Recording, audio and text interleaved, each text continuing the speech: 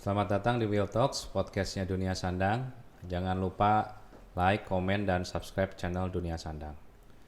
Halo, Kang Deki. Halo, Ya, kita hari ini teman-teman kedatangan Kang Deki di studio kita. Kita mau ngobrol-ngobrol nih sama Kang Deki ya, boleh. mengenai desain kaos karena beliau ini jagonya di desain kaos nih. Ya. Jadi yang mau kita bicarain sekarang itu trennya tuh lebih ke arah gimana desain compare to AI ya. Boleh, ya. Ya, gitu ya. Dan mungkin perkenalan dulu kali ya, perkenalan dulu. Nama saya Deki. Saya punya studio Ruang Sempit Studio, Sempit Artwork Studio. Saya ilustrator udah sekitar 10 tahun ini terakhir. Oh, udah lama juga ya. Sebelumnya ngapain nih Kang Regi sebelumnya? Sebelumnya saya kerja tapi di beda dunia sama ini Pak Will. Oh, beda. Beda. Saya dulu engineer telekomunikasi. Engineer-nya. Engineer-nya. Jadi ini otodidak nih atau otodidak. Otodidak full, otodidak pure. Oh, Otodidak. jadi kenapa tiba-tiba bisa tertarik nih ya, sama di pekerjaan seperti kayak begini, desain dan sebagainya? Kalau tertarik sih sebenarnya apa ya, dari kecil mungkin ya, dari kecil kalau diinget-inget memang saya suka menggambar lah gitu, suka dengan gambar. Terus tiba-tiba singkat cerita tahun 2013 lah gitu, 2013 saya resign dari kerjaan saya yang dulu. Tiba-tiba ketemu temen satu hobi, dulu saya senang motor off-road, satu hobi motor off-road, dan dia menawarkan lu kerja yuk ngedesain karena dia tahu saya suka ngedesain decal buat motor cross saya sendiri gitu. Akhirnya diundang lah masuk ke dunia industri kayak gini. Tadinya nggak niat manjang, cuma sekedar iseng aja sambil nunggu dapat kerjaan baru. Lama-lama keenakan keterusan. Ya udah 10 tahun juga, udah lama juga akhirnya nggak kerasa gitu. Nah tapi nggak desain yang Kang Deki kan punya gaya sendiri nih ya. Arahnya juga lebih ke arah apa? Dark metal ya? Ya lebih ke dark art lah kalau Dark art dibilang ya? kasarnya. Oh. Lebih ke situ. Soalnya kan stylenya banyak ya. Ada yang kartun, ada yang anime, ada yang komik gitu. Berarti definisinya lebih ke arah band-band gitu atau gimana? Ya, karena saya sendiri kebetulan senang dengan band-band keras gitu. Jadi senang dengan musiknya, akhirnya senang dengan apapun yang dihasilkan dari musisinya. Seperti t-shirtnya. Dengan t-shirtnya, akhirnya saya suka dengan desainnya, gambarnya. Dari situ mulai ketertarikan, keren bikin gambar kayak gini, gimana caranya gitu. Tadinya nggak nyari, lama-lama tertarik, nyari dan suka gitu. Dan ini bicaranya sampai internasional ya? Ya, Maksudnya. alhamdulillah udah sampai Internasional itu sampai mana kira-kira tuh Kang? Kebanyakan masih Amerika, Eropa, tapi adalah yang negara-negara yang saya sendiri baru tahu ada gitu. Republik apa gitu. Ada gitu ternyata negara kayak gini gitu. Ke Afrika ternyata ada gitu yang Itu pakai media atau gimana? Medianya tuh apa? Media sosial doang atau ada website atau gimana tuh jual desainnya? saya website belum, mungkin ke depannya masih di portofolio di Behance atau di Instagram. Ada juga beberapa marketplace juga. Dari situ ya di situ saya banyak ketemu dengan klien-klien yang baru gitu. Ya. Nah, kalau ide-ide daripada si desain tersebut gimana tuh? Dari mana kira-kira? Idenya kebanyakan kalau saya pribadi kalau ide kebanyakan dari klien.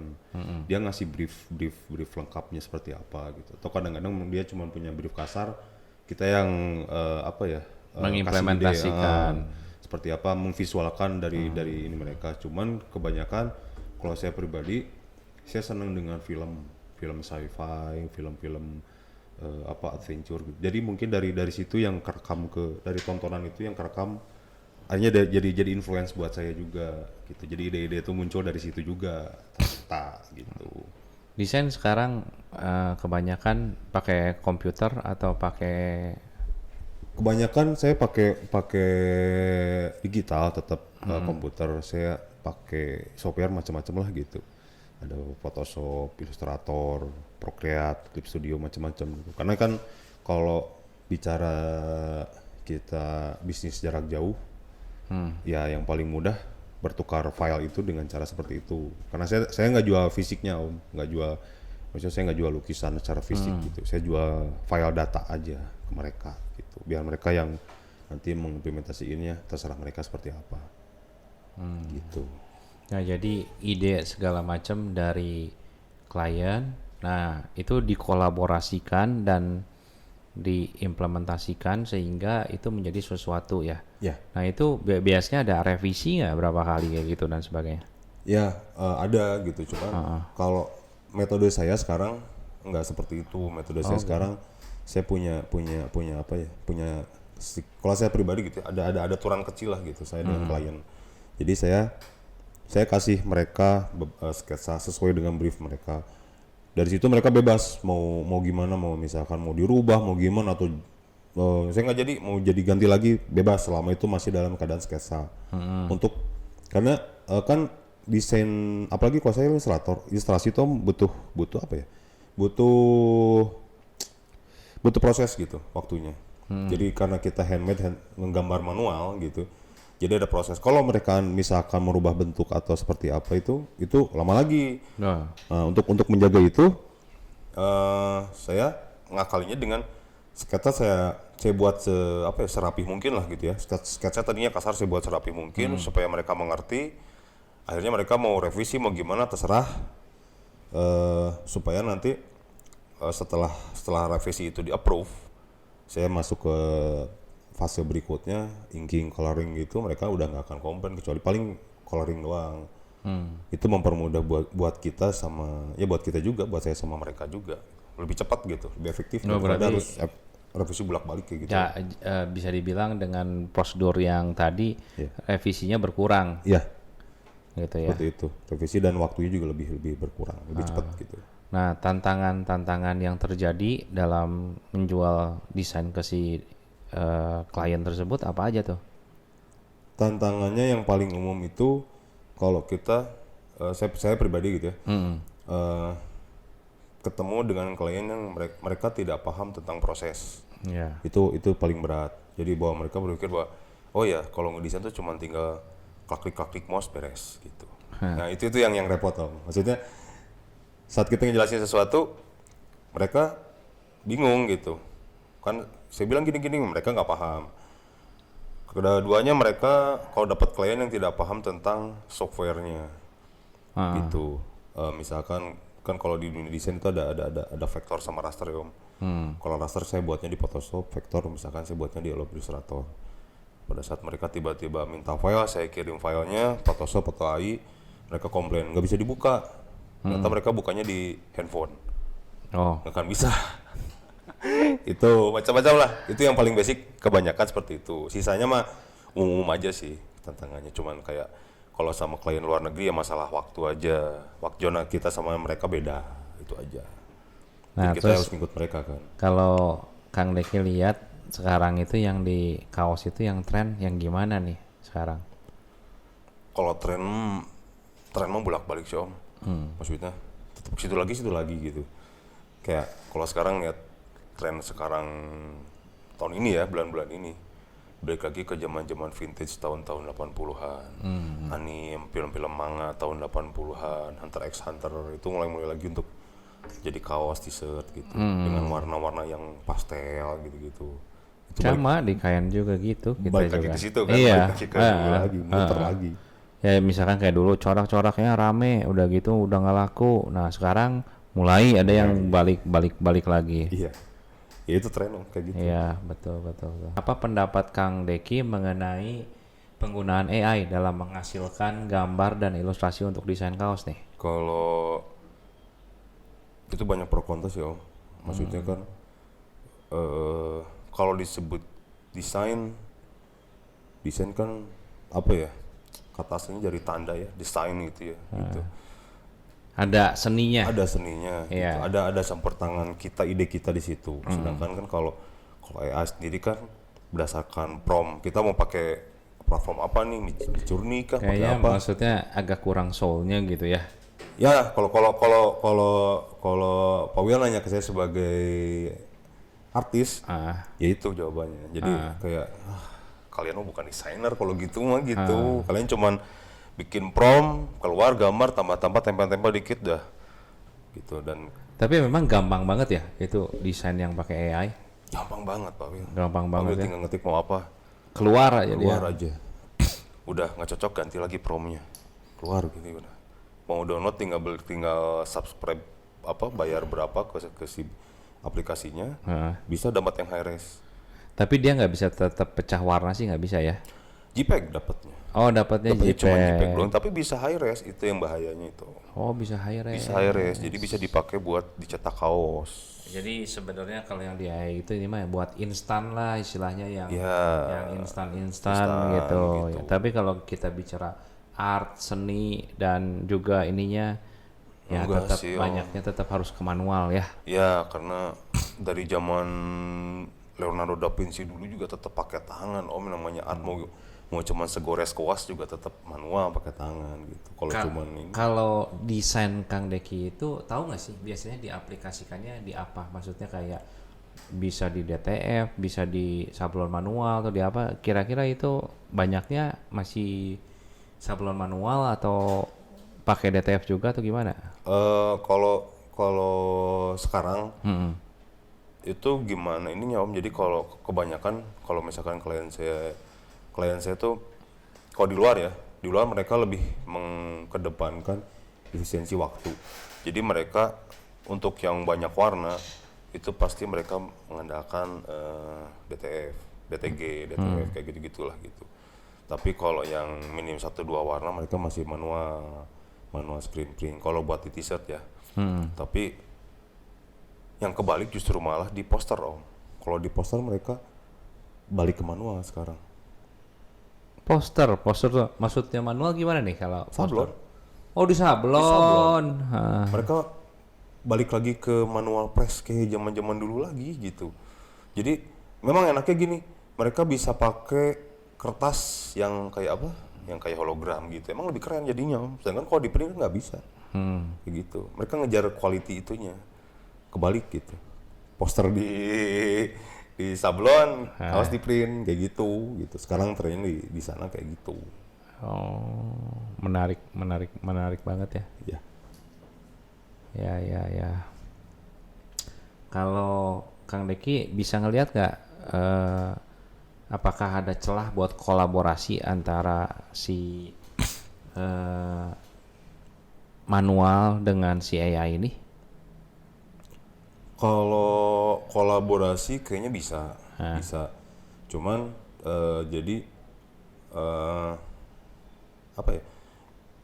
Kebanyakan gini Om. Sekarang tuh lagi rame orang-orang bukan saya merasa bahwa saya seorang artis juga enggak, cuman mereka banyak di sana yang merasa mereka menjadi seorang artis pada saat mereka bisa menggenerate gambar dari AI. Nah, itu yang mereka menamakan diri mereka seorang artis itu. Nah, kalau mau yang kata Pak Wil tadi, mungkin judulnya jadi collaboration artist between and I. Itu bisa. Jadi antara kita artis dan AI. Kita memoles gambar dari AI. Gitu. Mungkin bisa. Kayaknya menarik gitu. Ya. Proyek-proyek di masa depan yang ada ini nggak achievement di masa depan yang lagi Kang Deki ini mau capai gitu? Kalau di kerjaan sih tahun ini Asif George pengen apa ya? Saya pengen punya aset produk. Maksudnya aset produk tuh bukan ini ya, cuman Berarti bikin brand dong gitu atau bukan gimana? brand sih. Iya. Apa ya? Saya cuman pengen bikin apa ya bilangnya? Jadi lebih ke apa ya, kayak template desain gitu. Saya pengen bisa orang tuh pakai template saya itu secara gratis. Maksudnya kita buat bareng gitu. Saya pengen buat apa kayak sama teman-teman desainer gitu. Mau nggak ada yang pro atau amatir lah, nggak ada. Kita bikin kolaborasi bareng, bikin satu tempat supaya bisa di-share antar kita sama sesama desainer gitu. Tapi secara free gitu. Jangan ada. Maksudnya kayak website gitu atau gimana? Mungkin website atau mungkin kalau grup enggak lah. Udah berapa kali saya bikin grup artis sama teman-teman, nggak pernah lama om. Susah. Aku sama orang kreatif tuh susah. Tapi tujuannya gimana? Ini kan menarik nih, soalnya pengen ngasih free desain gitu. Nah terus tujuannya buat apa gitu? Buat belajar. Jadi saya pengen ada, kan sekarang ini terlalu banyak om orang yang merasa bahwa dia pro, dia udah lama, bukan pro ya, dia udah lama di dunia desain. Dan dia tahu bahwa dia sudah lama dan dia akhirnya berniat berbagi tapi dengan cara berbayar. Itu yang saya kurang setuju. Maksudnya kata tanda kutip berbagi kan ya berbagi lah om, di mana sih berbagi gitu kan? Nggak usah ada yang namanya bisnis di situ gitu. Terus akhirnya seperti saya dulu gitu, waktu saya dulu pertama masih belajar susah gitu. Nah, saya pengen ngilangin gap antara orang lama dan orang baru ini om. Bisa orang baru juga bisa belajar dari yang lama, dan orang lama juga bisa berbagi dengan yang baru tanpa harus ada tanda kutip apa ya bisnis di sini. Soalnya di luar nggak kayak gini om. Di luar desainer sama desainer antar artis fan aja gitu. Mereka saling. Jadi banyak artis yang bisa berbagi ilmu secara cepat gitu. Jadi nggak ada yang ini artis lama, ini artis baru gitu. Terus dia harus yang apa si artis lama ini merasa didewakan oleh yang baru. Nggak ada, mereka saling aja. Ini kalau ngegambar gini loh caranya. Ini kalau misalkan melukis gini loh caranya. Tanpa ada embel-embel, udah free, belajar aja bareng gitu. Mungkin kayak forum mungkin itu. Ya, lebih ke forum. Lebih ke forum Ya, ya. tapi bukan grup gitu. Iya. Lebih ke forum gitulah. Entah apalah kedepannya, belum. Cuman pengen aja, baru pengen gitu. Bagus juga tuh itu idenya. Ya sama kayak dulu saya ke teman-teman sablon juga. Kalau teman-teman sablon pengen belajar desain atau misalkan, ayo bareng gitu. Saya juga ada grup teman-teman ilustrator ya. Yuk kita bareng gitu. Kita juga ngambil ilmu dari mereka bahwa kita ngedesain nggak bisa seenaknya. Kalau seenaknya nggak bisa disablon nih gitu. Ada pattern aturannya. Kita juga jadi tahu dari mereka. Ini nggak bisa kayak gini. Dan mereka juga jadi tahu bahwa proses desain itu seperti ini.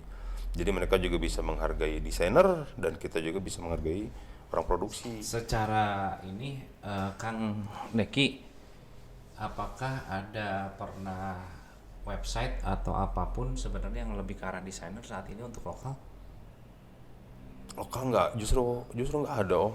Nggak ada ya? Berapa biji grup kayak di grup-grup atau forum-forum kayak di Facebook ya umumnya banyaknya itu mereka tutup tumbang dengan sendirinya karena mungkin waktunya kan kita orang-orang desain kadang-kadang nggak bisa diprediksi ya gitu, bisa siang jadi malam jadi siang tuh beneran bisa gitu. Nggak ada waktu buat kayak gitu.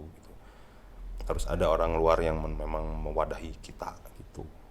Kayak gitu. Jadi nah itu yang saya cerita om. Jadi banyak orang-orang yang mereka pengen belajar desain, entah mereka tertarik, yang pasti tertarik ya, tapi mereka memang nggak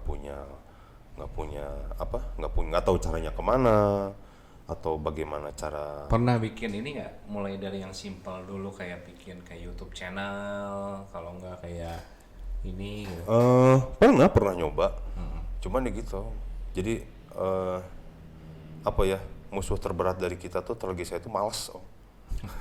Itu pul. Ya Ingat soalnya gede, konten juga kan harus konsisten. Iya, itu. Masalahnya kan Kita udah nggak mungkin kalau nggak konsisten ya. ya itu masalahnya, gitu udah fokus nih ke kerjaan, tiba-tiba belum bikin reels misalnya kayak gitu. Udah keburu malam capek, udah besoknya lupa.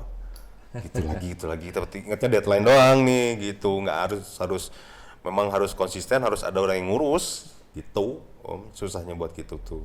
Apakah Kang Deki ada wawasan yang mau dibagikan ke teman-teman yang nonton di sini tentang perjalanan Anda sebagai desainer kaos? Kalau wawasan sih, saya rasa saya juga nggak banyak wawasan juga om.